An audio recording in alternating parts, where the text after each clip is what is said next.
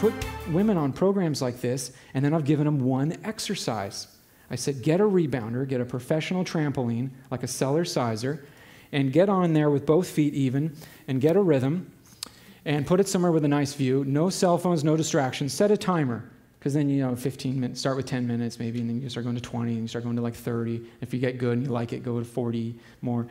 It's going to tick, and you have to sit here and keep doing this until it's done.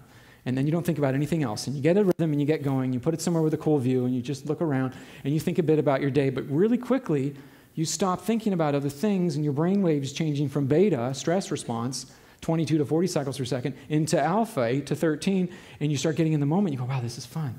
I feel like a kid.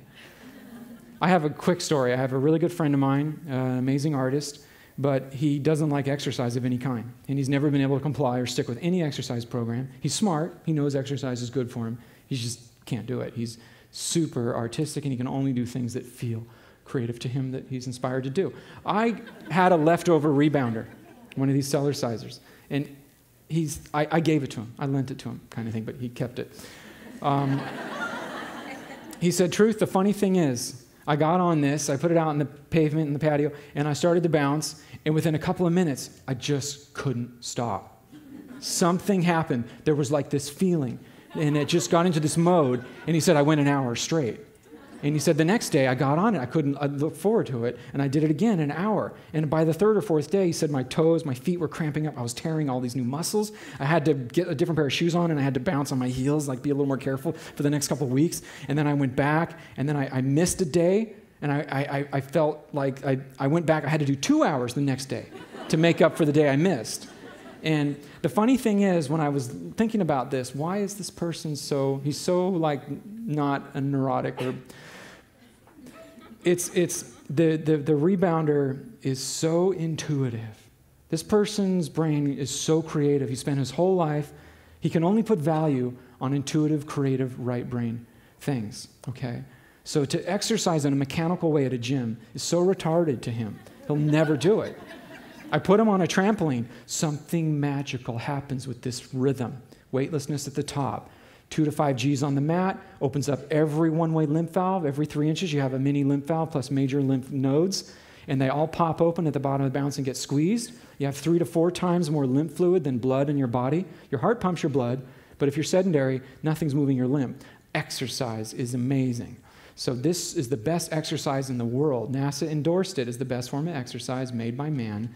It moves every muscle group within its entire range of motion, and it does every single cell of the body. The brain cells, the adrenal cells, your skin cells are doing push-ups 100 times a minute. The cells have no choice. They get stronger and healthier. They bring in oxygen and nutrients, and they excrete waste, and they make better tissue.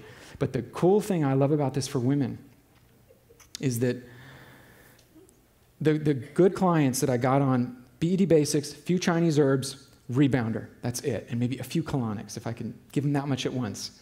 The first day after they come back from a 20-minute rebounding session, they're like this. Like, oh, my ovaries are aching. They're like detoxing hard. The pulling and the bouncing on the trampoline for just 20 minutes, medium-high bouncing, 3-4 inches off the mat. And just repeat the pattern. You don't have to do any jazzercise or funky stuff. In fact, I don't recommend it. I've known too many people that fell wrong on an ankle and broke it, and now they can't use their trampoline for a long time. And once you learn how good this is an exercise, you never want to give it up.